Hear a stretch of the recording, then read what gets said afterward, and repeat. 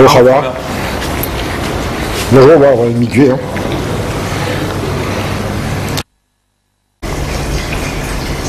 Ok, alors nous avons ici les bons recevoir des personnes qui rentrent. On les dirige éventuellement sur une salle d'attente. Tu peux pas se... Et comme ça, je te mets le... Donc c'est la salle d'attente qui est un petit peu isolée par rapport à la sortie et à l'entrée du mikvé pour essayer de garder un petit peu de discrétion pour les femmes qui attendent. Lorsque une salle de bain est libre,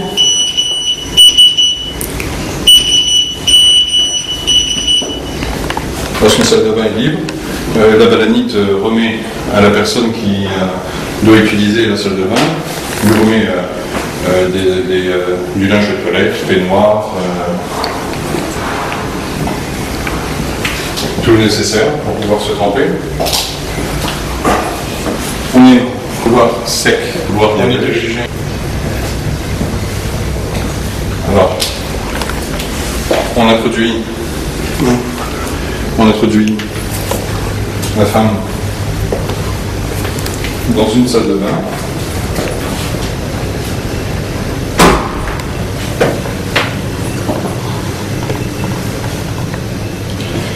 Lorsque la personne a fini de se préparer, elle appelle la balanite grâce à un communicateur ici qui sonne sur le tableau d'affichage où est assise la balanite. La balanite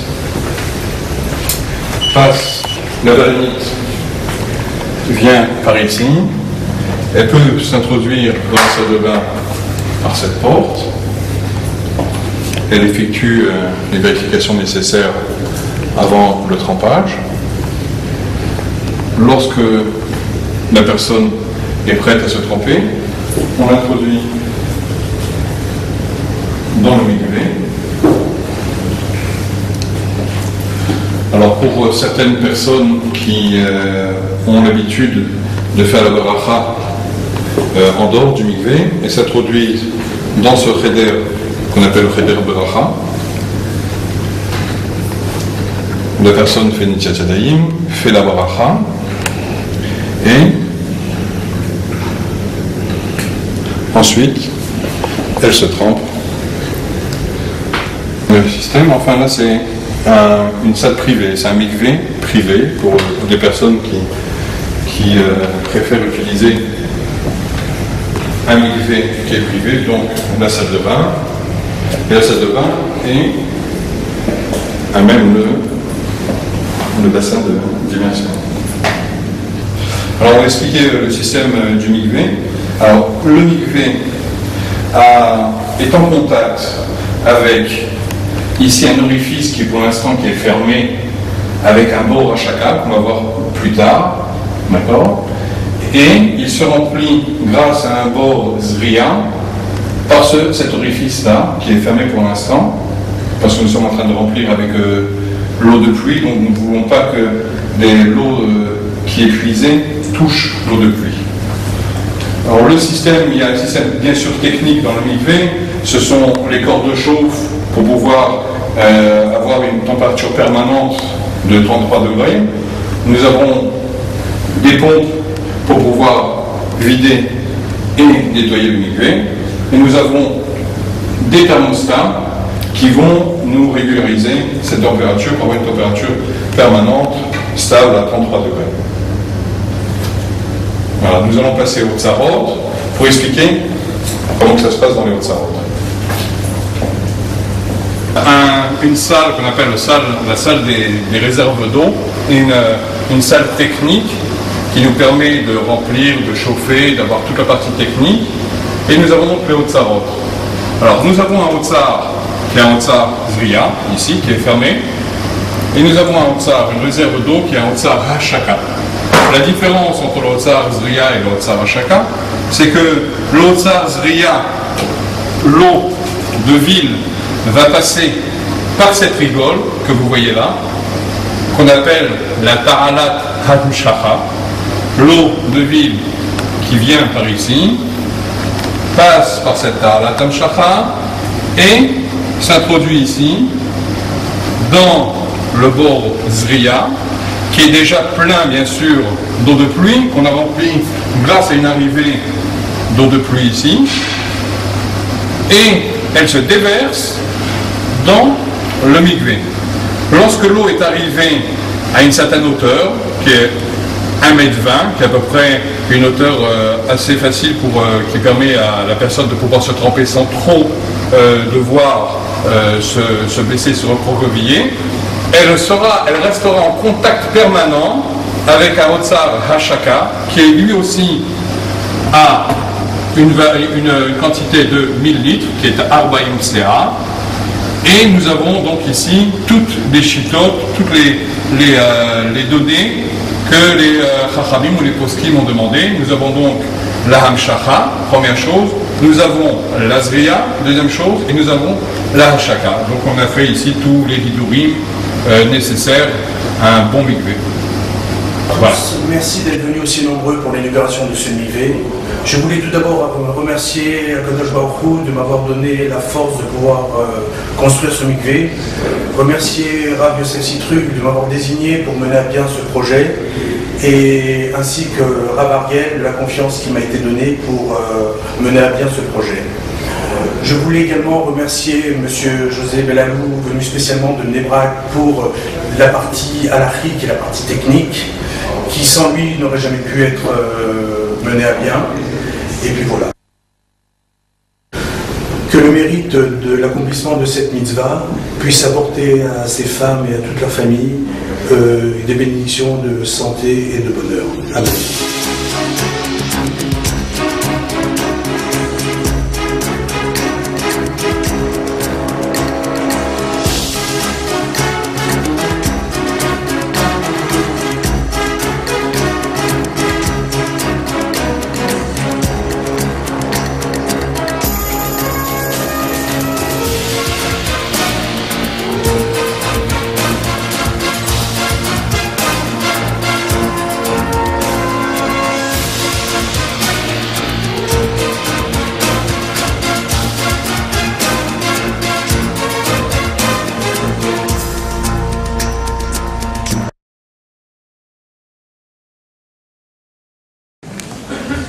Voilà, si vous voulez bien vous lever, nous allons accueillir maintenant le grand bar qui va prendre la parole. Seu she'arim rashechem ve'yinasu b'drei olam ve'yavo melech hakavod esela. Seu she'arim rashechem ve'yinasu b'drei olam ve'yavo melech hakavod esela.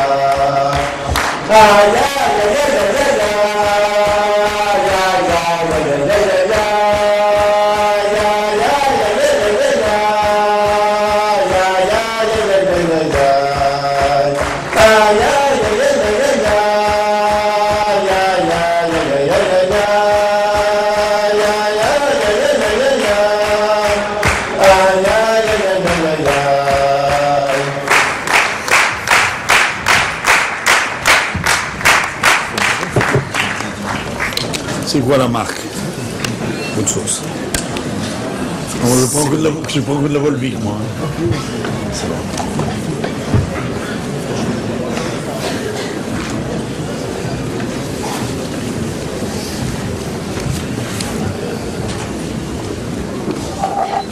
Laisse-moi le poil.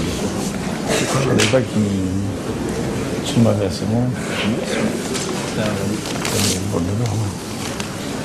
C'est bon. Tu laisses.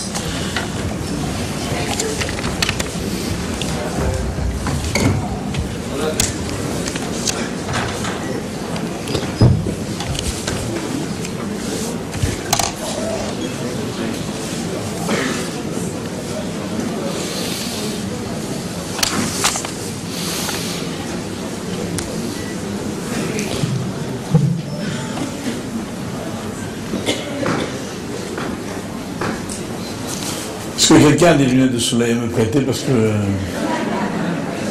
je n'arrive pas à vous voir.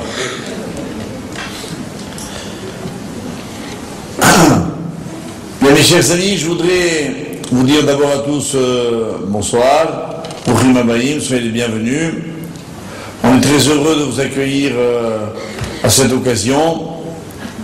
Et je dois dire que c'est vrai, comme l'a dit Rav Ariel, c'est un peu un rêve qui se réalise ce soir.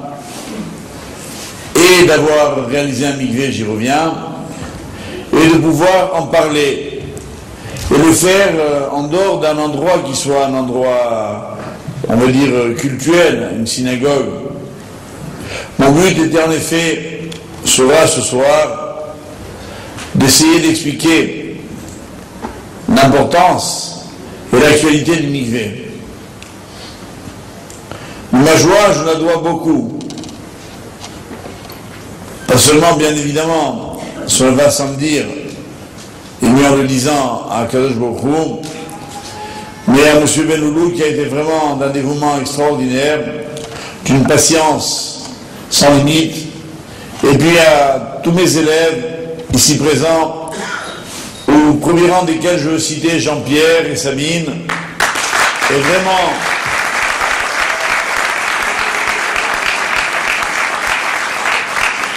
c'est pas compliqué. Madame Cidruc me racontait dernièrement qu'elle est venue à la pharmacie pour chercher je sais pas quoi, un médicament homéopathique sûrement quoi.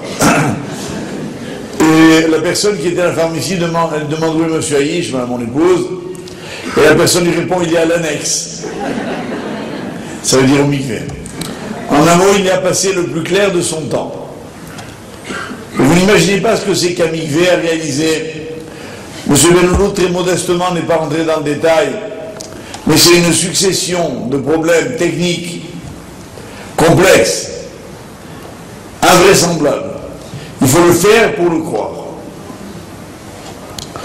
Évidemment, ayant la chance de parler à un public déjà un peu averti, je ne ferai pas l'offense de dire que le mikvé n'a rien à voir avec une quelconque immersion dans une piscine ou une baignoire.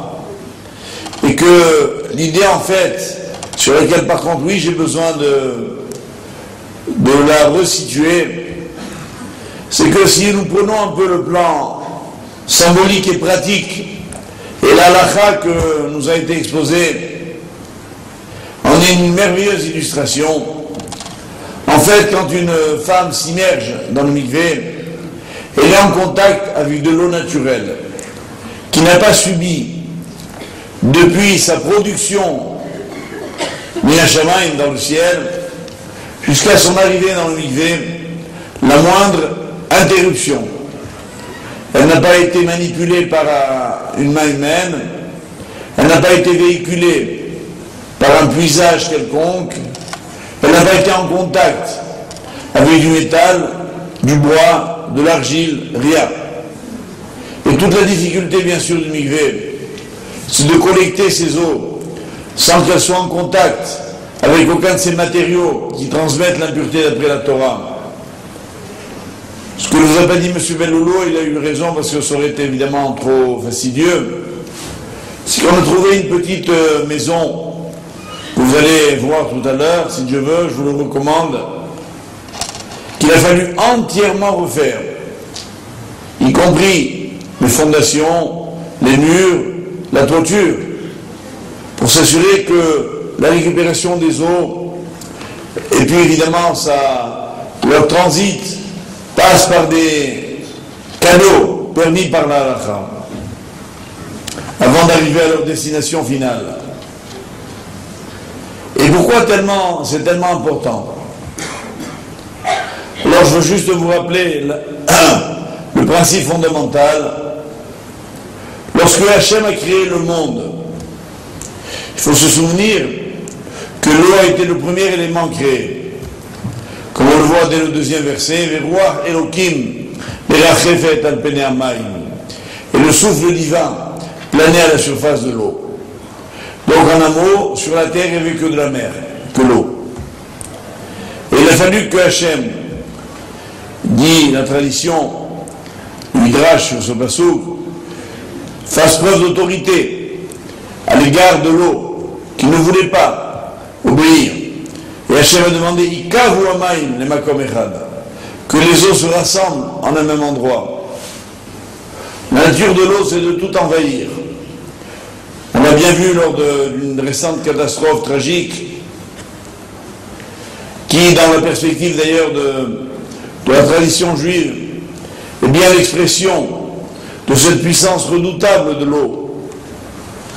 Pas seulement par l'énergie cinétique considérable qu'elle développe, mais par la nature même de l'eau, qui veut tout recouvrir.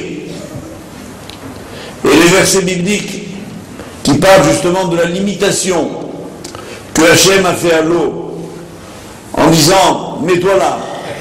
Comment voulez-vous imaginer une bassine pleine d'eau et que vous disiez à l'eau « va d'un côté », elle ne peut pas. L'eau ne peut aller d'un côté que s'il y a des montagnes qui émergent de l'eau.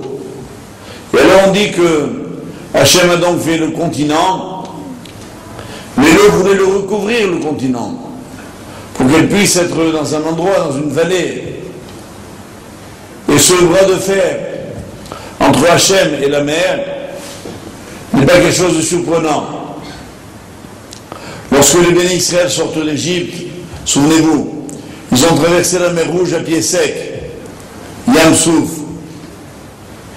Et là, Hachem, de nouveau, a demandé à l'eau, qui ne voulait pas le faire bien évidemment, de se retirer.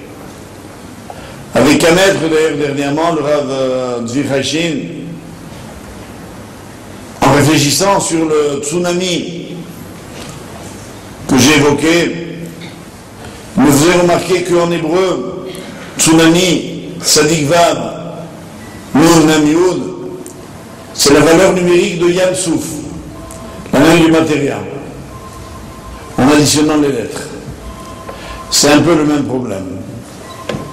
Et la mer Rouge n'a pu s'ouvrir, d'après la tradition, que par le mérite de Yosef Hatzadik. Ayam Ra'a Vayanos, dit le Mizmor. La mer a vu, elle s'est sauvée. Qu'a-t-elle vu devant le Midrash? Elle a vu Arono chez Yosef, le cercueil de Joseph, qui marchait en tête des bénis Israël sortant d'Égypte. Pourquoi Yosef? Parce que Yosef est le tzaddik, celui qui est capable de maîtriser l'eau. L'eau qui, pour l'homme, est le lieu du plaisir, de la détente, de la balnéothérapie, sous toutes ses formes modernes, et on excelle dans ce domaine, n'est pas un lieu de kedusha. On le voit bien. Pour que l'eau accepte de se mettre là où on lui impose d'aller, il faut que ce soit un tzaddik qui lui donne l'ordre. Yosef. C'est un peu comme si aujourd'hui, notre communauté avait joué le rôle de Yosef Hatzadik et qu'elle avait dit à l'eau, va là-bas. On a un peu forcé, quoi. Mais elle y est allée, contre son gré. Mais que se passe-t-il alors? Eh bien, imaginez que l'eau qui, actuellement, dans l'un des... D'ailleurs, ils ne sont pas tout à fait remplis, il faut le dire. On a... Monsieur Bellolo, que j'ai vu aujourd'hui, il m'a dit, monsieur le grand-mère, il faut prier pour la pluie. J'ai dit, je m'en occupe dès demain matin. Donc si demain il pleut, vous saurez à cause de qui. Ça y est. C'est déjà un bon siman. Donc le bord qui contient cette eau de pluie est en fait relié par une sorte de fil invisible avec la pluie, laquelle évidemment est commandée par Hachem, dont on dit de lui qu'il est Mashiv Aruach ou Morid Geshem, qu'il fait tomber la pluie. Et vous le savez bien, puisqu'aujourd'hui on connaît parfaitement maîtrise des écosystèmes, que ce recyclage permanent de l'eau est en fait une sorte d'invitation à une réflexion sur les eaux originelles. Et quel rapport a-t-elle l'eau avec l'histoire de l'humanité? Quand Adam Arishon et Chava ont été créés, ils ont été mis par Hachem dans un environnement qu'on appelle paradisiaque, le Gan Eden. Ils ont fauté, ils en ont été chassés. La Torah précise que le Gan Eden était encadré par des fleuves dont elle donne les noms, qui sortaient du Gan Eden. Et le Midrash dit que lorsque Adam, réalisant de son erreur, a voulu faire Teshuvah, il a pris un mikvé dans le fleuve qui sort du Gan Eden. Cette eau, c'est la même qui continue de circuler. Ça veut dire en d'autres termes, c'est par l'eau que l'homme se réconcilie avec Dieu. Avec cet élément fluide qui a un caractère tellement, non seulement vital, on le sait bien aujourd'hui, la place qu'occupe l'eau dans le corps humain, mais même à un niveau spirituel. Une eau qui ne doit pas être souillée par une quelconque intervention humaine.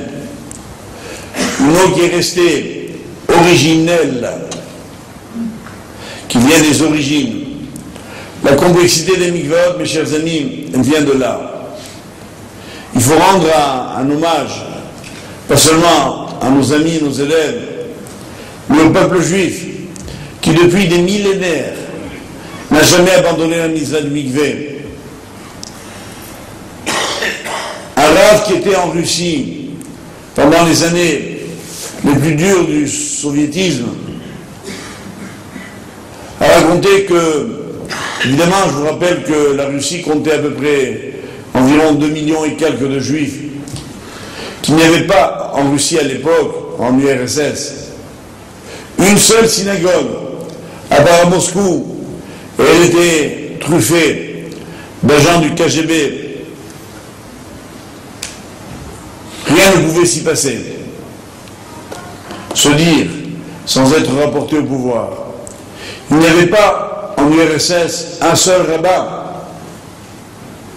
Il n'y avait pas un seul morel pour la circoncision. Il n'y avait pas un seul shochet. Ce que je vous dis évidemment est rigoureusement exact. Il n'y avait pas, bien sûr, un seul mikvé. Un rav qui à l'époque habitait Israël s'est rendu de façon clandestine dans une maison de Moscou et il a parlé avec la famille qui ne voulait évidemment pas dire qu'ils étaient juifs, ils avaient très peur. Il a réussi à les mettre en confiance, ils lui ont tout dit. Puis au bout d'un moment, le chef de famille lui dit venez. Ils descendent dans une cave, après 2 portes secrètes, ils découvrent au pied d'un escalier un mikvé que cette famille avait reçu d'une famille d'avant, qu'elle tenait rigoureusement secret. Évidemment, l'eau n'était ni propre, ni chaude, ni tentante.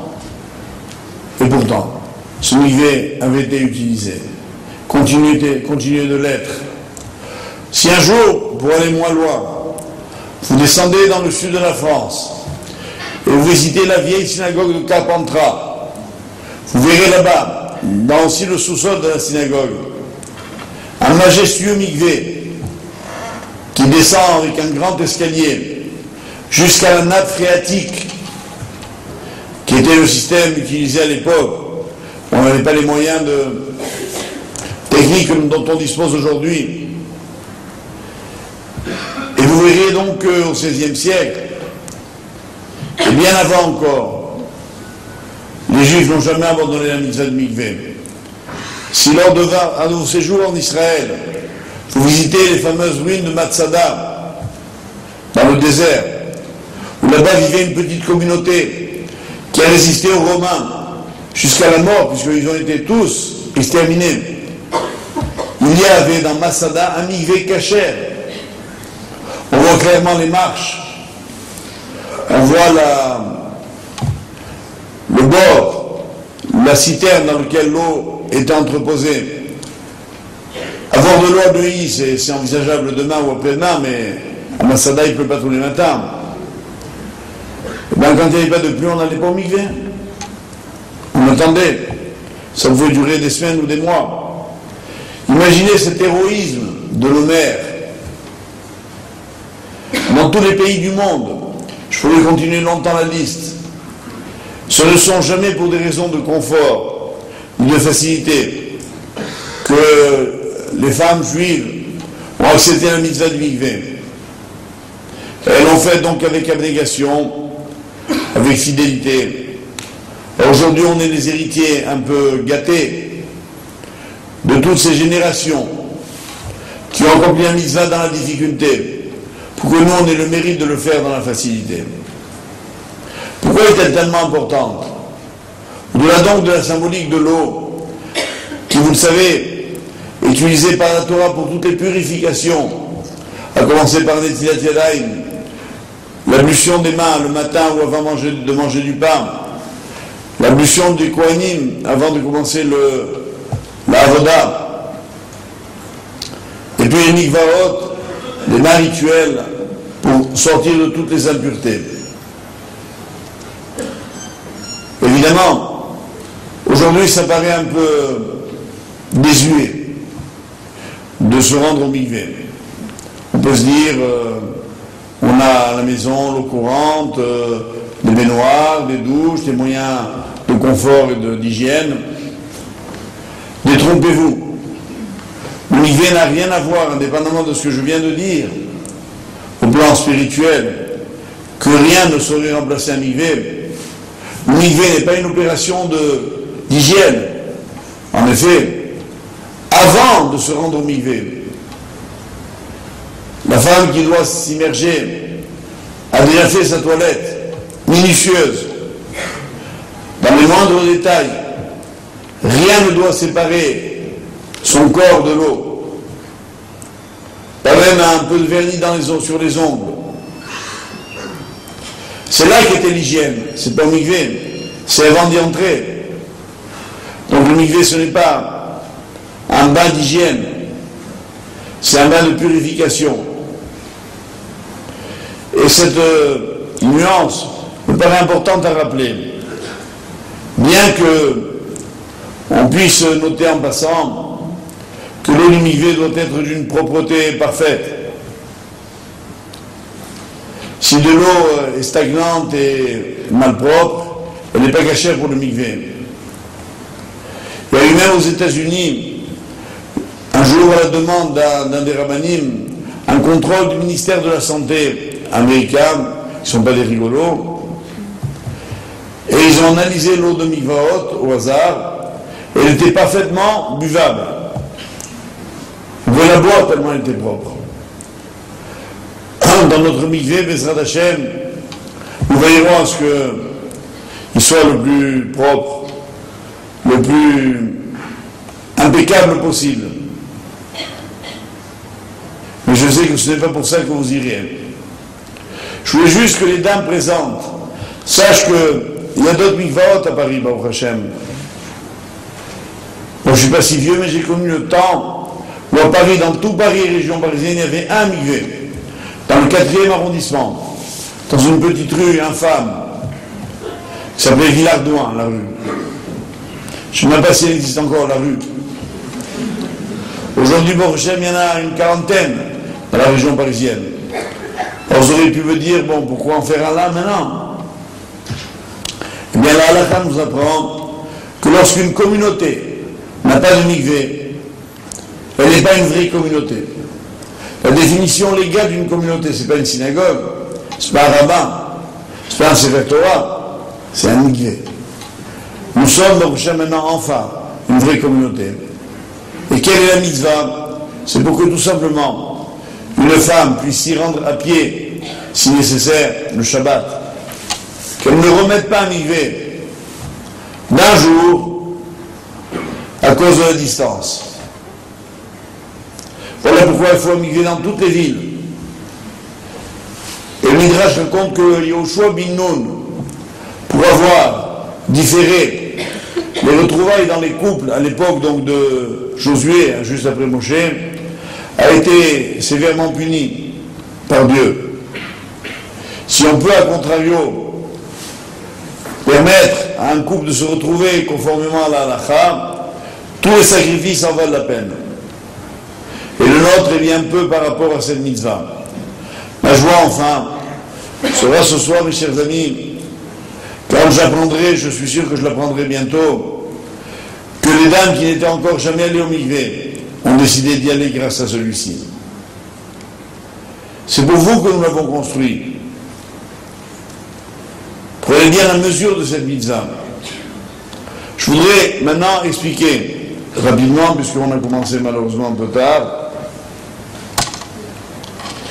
et que nous devons rendre la salle avant 2h du matin, donc je n'aurai pas le temps de tout expliquer. Je voudrais essayer d'expliquer brièvement pourquoi c'est une femme nida qui a besoin de se rendre au mikvé. Je veux d'abord démolir une idée conçue, préconçue, parfaitement inexacte, qui assimilerait la nida à une quelconque tare. Khalila. C'est exactement le contraire. Qu'est-ce que la nida?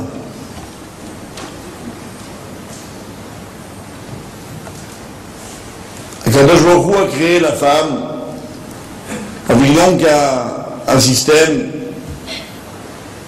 d'ovulation qui fait que pendant une période de sa vie, qui est programmée d'ailleurs, quantitativement, on sait déjà, comme les gynécologues vous le diront aujourd'hui, qu'une petite fille à la naissance, on peut déjà déterminer combien elle aura d'ovulation.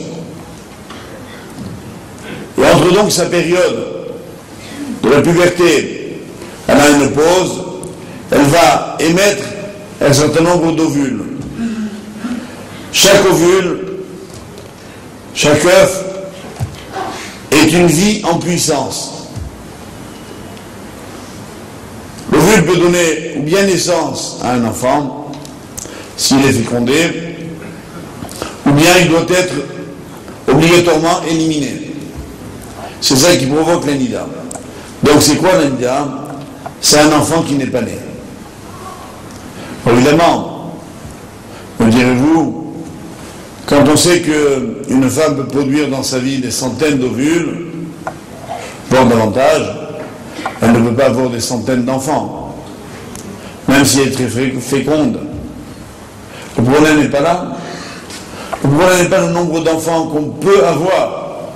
Le problème est de bien comprendre que les périodes dans lesquelles on n'a pas eu d'enfants, ça veut dire que ces vies potentielles ne devaient pas vivre, ne devaient pas venir au monde. Donc, d'un point de vue, on va dire, rouhani, spirituel, quel est le rôle de la femme dans l'économie du peuple d'Israël? Elle est en quelque sorte le filtre de l'histoire. Évidemment, à son insu, elle n'est pas consciente de cela. C'est elle qui donne naissance aux âmes, comme l'a dit M. Bello tout à l'heure, qui vont venir, et celles qui ne vont pas venir. Mais nous parlons d'une purification qui doit suivre l'enfant qui n'est pas né. C'est ça qu'il faut comprendre. En fait, l'idée que le Zohar développe admirablement, c'est que, ainsi que tout le monde le sait, à la fin de la période de menstruation, pendant 7 jours, la femme doit bien veiller à ce qu'elle soit parfaitement pure, sans le moindre écoulement. Et au bout de 7 jours seulement, elle peut se rendre au mikvé. Je vous rappelle en passant que les 7 jours sont incompressibles, que même dans des cas que l'on craint de stérilité féminine, on peut prendre des médicaments évidemment sur prescription médicale pour peut-être réduire un peu la période, mais jamais les 7 jours. Les 7 jours sont une mitzvah de la Torah qu'il est obligatoire d'observer.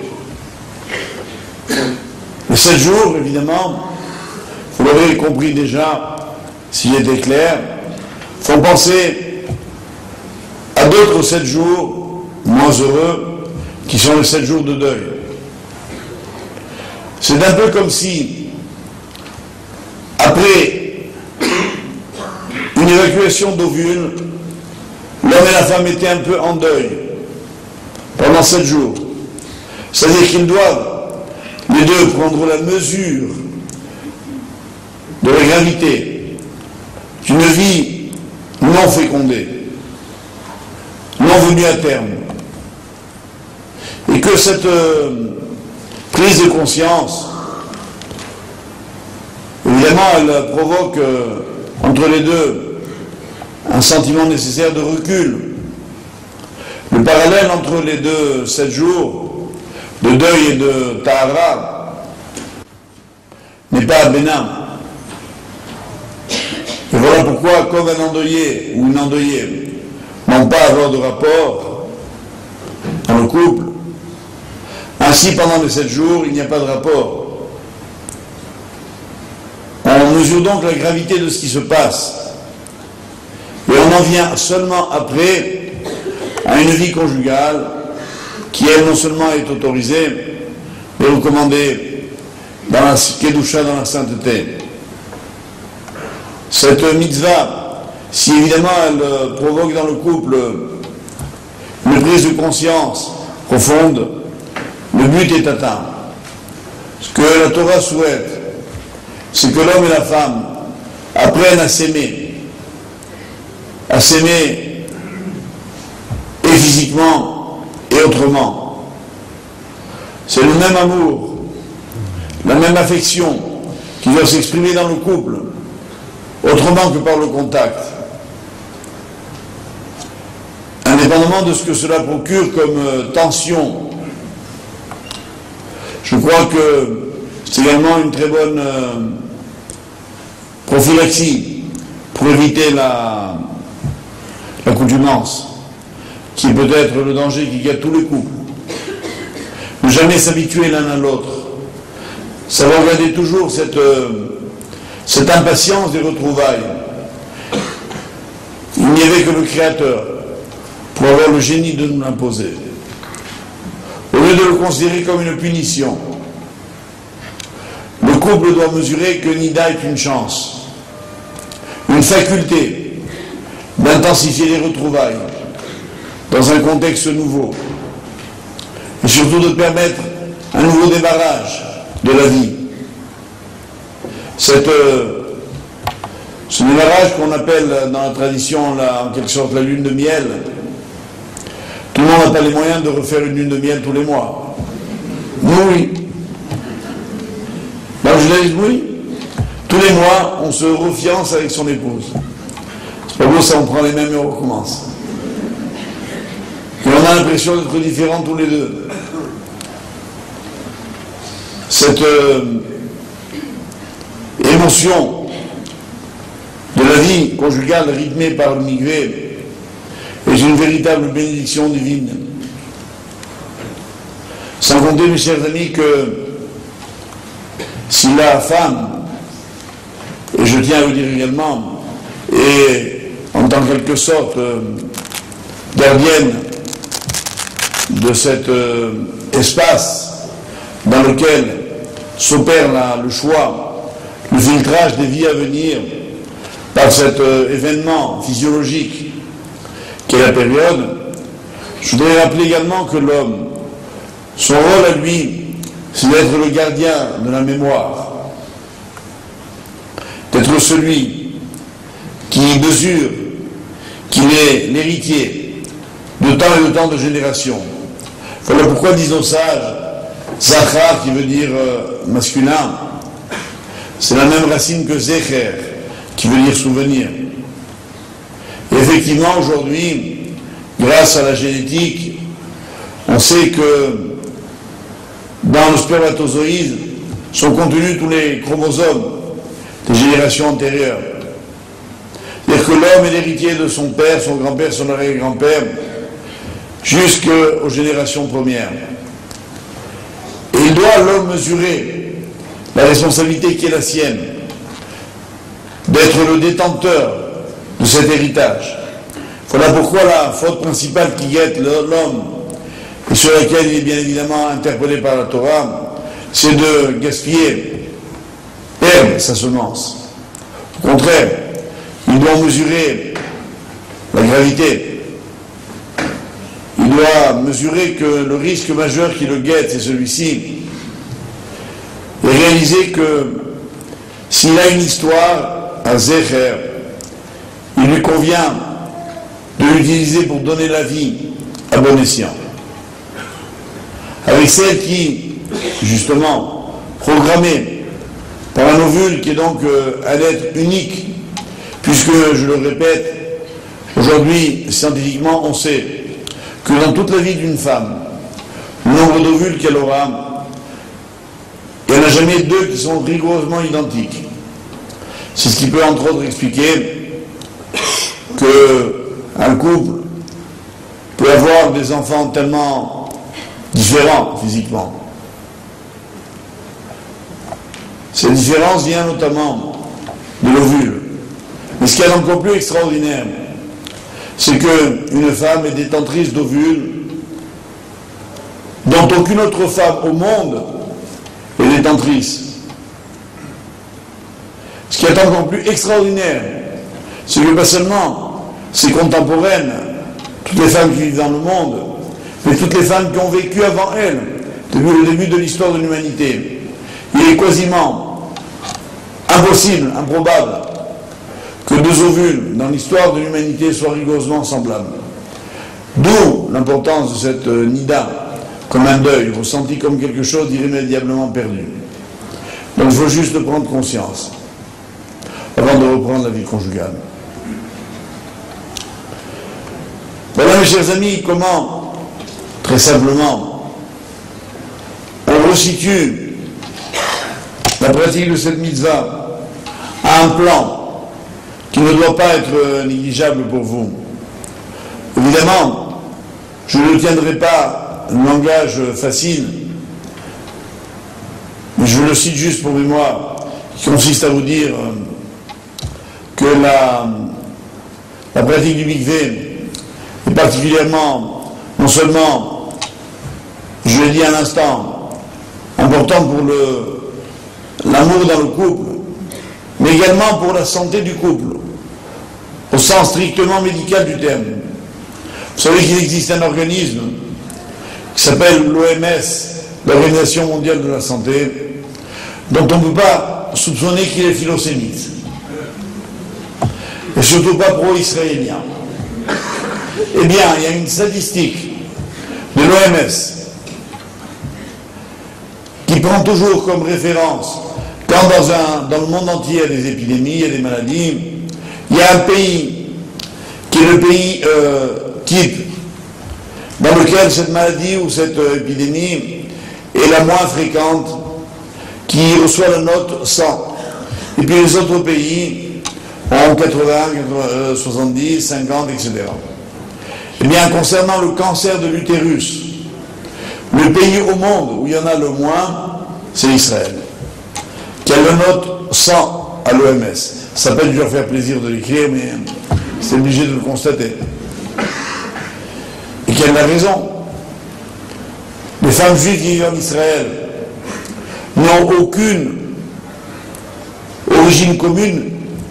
Je vous rappelle que le peuple juif est venu de la Gola entière, c'est-à-dire de 70 pays différents. Ils appartiennent tous à des couches sociales, intellectuelles, très différentes les unes des autres. Il n'y a donc aucune homogénéité dans la société israélienne de ce point de vue, sauf un point, le mikvé. Évidemment, sans le dire, parce que on n'a pas le droit de le dire. On est dans un monde politico-scientifique. C'est bien la mitzvah du mikvé qui opère son chemin.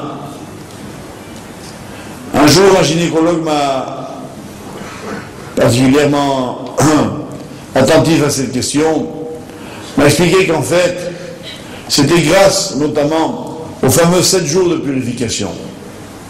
En effet, après la période, dans les couples en général dans le monde, on reprend la vie conjugale tout de suite après.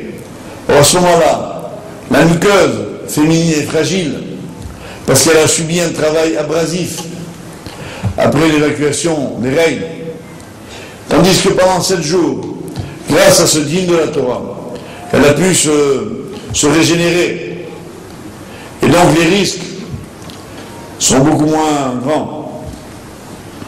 Voilà un petit détail, je sais que c'est pas pour ça que vous êtes au mikvé, mais c'est sympa de savoir que ça sert aussi à ça. Rester en bonne santé. Maintenant, je me dois de vous dire évidemment que, indépendamment de ces aspects-là, purement scientifiques et vérifiables,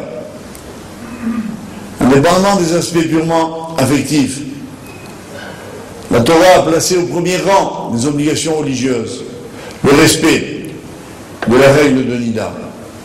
Ne pas respecter le mikvé, c'est aussi grave que de manger le jour de Kippour, que de manger du pain à Pessah. C'est puni de la même peine de karet, qui veut dire le retranchement, qui signifie ou bien l'absence de monde futur, ou bien parmi une mort prématurée, ou bien sans descendance. Barminan. Tout cela, le mikvé nous en protège. Mais ne le faites pas, mes chers amis, parce que vous auriez en arrière-plan ces idées-là.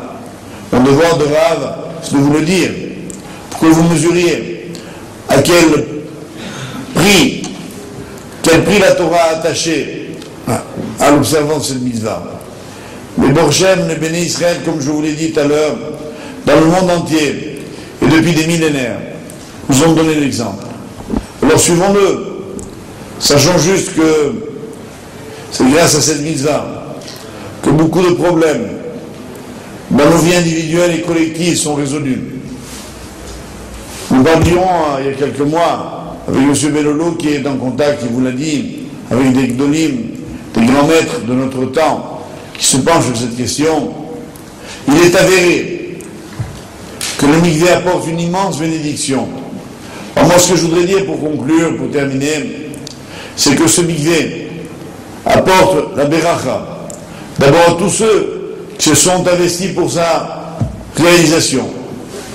Au premier rang, donc, Jean-Pierre et Sabine, et tous ceux qui ont été donateurs, réalisateurs, à un niveau quelconque. Mais que ce mikvé protège également toute la communauté, que chacun d'entre nous en reçoive une immense bénédiction. Et les Hachem, que Hachem nous envoie à tous, et la santé, et une teshuva, et une Néoula. Les Hachem, il y a 4 choses que l'on doit souhaiter en entier. D'abord, complètement, c'est la Emouna, la foi en Dieu. C'est la teshuva, le repentir. C'est la refoua, la guérison. Et la Géoula, la délivrance. 4 lettres qui font ensemble le mot Etrog. Etrog, qui est le fruit que la Torah donne comme étant Péri et Tzadar, celui du parfum et du goût parfait. Eh bien, je souhaiterais que vous partiez ce soir avec le parfum de la mitzvah accomplie et que Bezrat Hashem, on ait l'occasion de constater ensemble que les 4 cadeaux de Emouna, de Teshuva, de Refoua et de Géoula, on les a bien reçus.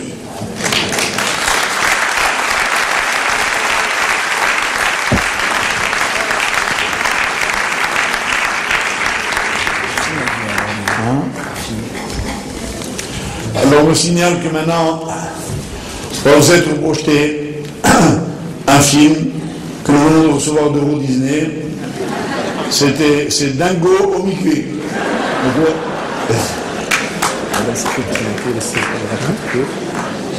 Ah oui, on précise également que le cours de ce soir est le premier d'une série de shiurim sur le thème du mikvé et de la Nida. Alors il y en aura notamment le 16 mars. Pardon, Le mercredi 16 mars. le mercredi 16 mars à 20h30 à Aleph, le Garnier, 25 Garnier, métro Pont de Neuilly pour ceux qui l'ignoraient encore, donné par Madame Citruc. Ça me dit quelque chose ce nom-là. C'est ma femme. 4 cours qui vont se suivre. Voilà, alors il y aura donc 4 cours qui vont se suivre toutes les semaines. Alors, toutes les semaines, le mercredi soir, à 20h30, à partir du 16 mars, 4 cours consécutifs au centre Aleph pour répondre à vos questions, vous expliquer les halachot et vous permettre de bien effectuer cette mitzvah. Bien sûr, je parle d'un public féminin. Voilà. Si les messieurs ont des questions, eh bien, qu'ils dorment avec ce soir et on se retrouvera à une prochaine occasion.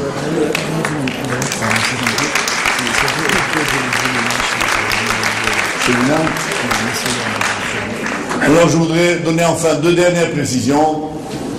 La première, c'est que, je l'aurais dû le dire en commençant, je souhaite que ce cours soit donné à la mémoire de la grand-mère de mon gendre Dov Curiel, donc Madame Curiel, Aléa Shalom, qui est décédée il y a peu de temps, qui s'appelait Mesoda Bat Rachel, Aléa Shalom.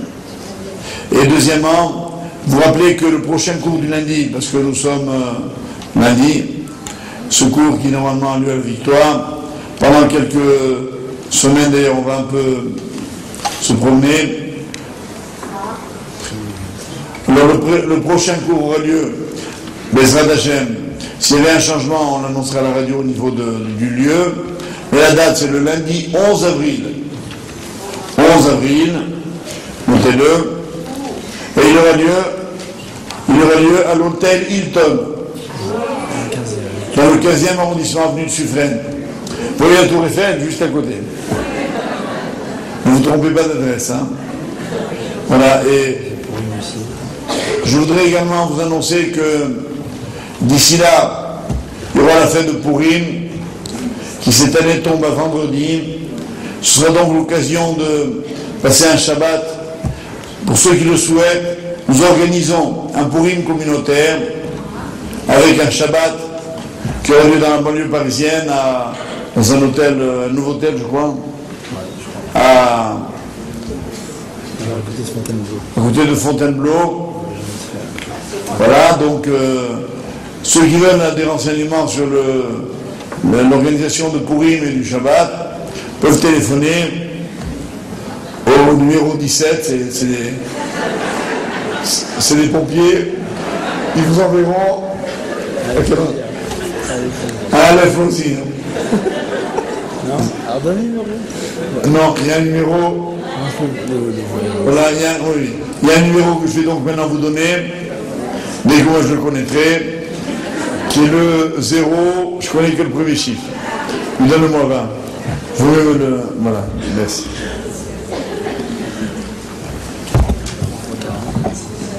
Voilà, alors c'est 01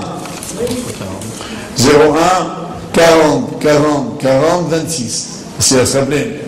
40, c'est le nombre de CA qu'il faut dans un mikvé. Donc 43 fois. Et 26, c'est évidemment la valeur numérique du nom de Dieu. Facile à se rappeler. Bon, ça y est, pour moi, c'est enregistré. Dernière information. Nous organisons depuis maintenant 4 ans un voyage en Israël communautaire chaque année avec le consistoire central qui aura lieu cette année du dimanche 27 mars au dimanche 3 avril. Comme entre-temps on ne se verra pas dans le cadre du cours, je vous rappelle que ce voyage évidemment est comme toujours très très riche, très intéressant. Avec l'aide de Dieu, j'y serai tenir à de moi-même et vous pouvez avoir des renseignements au... Non, pas exagérer. Vous appelez au consistoire central au 49 70 88 00. Je répète, 01 49 70 88 00. Voilà. Voilà, et puis maintenant, je dois juste vous inviter à la projection du film qui est donc programmé dans quelques petites secondes.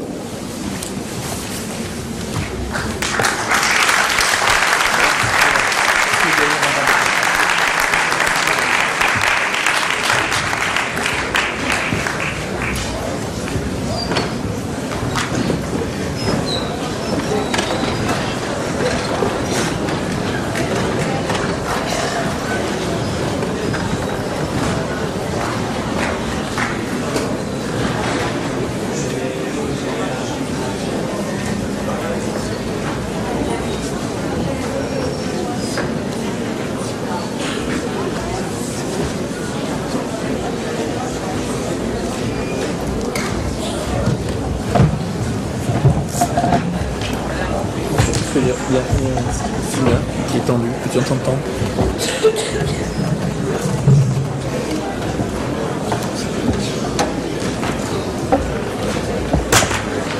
On peut y aller.